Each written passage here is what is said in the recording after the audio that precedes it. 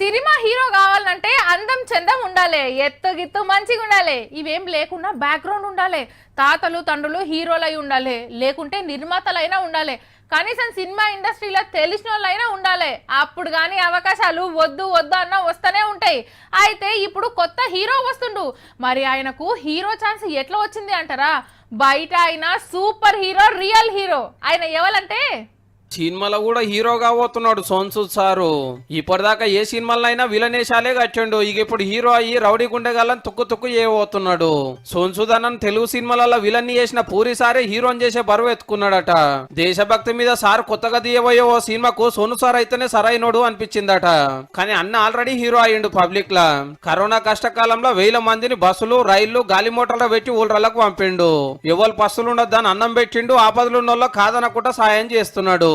1000 మందికి ప్రైవేట్ జాబులు చూపించిండు. చదువుకునే పోరులకు స్మార్ట్ ఫోన్లు వంచిండు. ఊర్లలోనే సెల్ టవర్ పెట్టించిండు. హీరోలు సినిమాలో మాత్రమే చేసే పనులు ఈ రియల్ హీరో బయట చేసిండు. కానీ ఇప్పుడు సినిమాలో హీరోని చేస్తే ఇప్పుడున్న హీరోలకు విలన్ అవుతాడే జర చూసుకోండి చాలరు.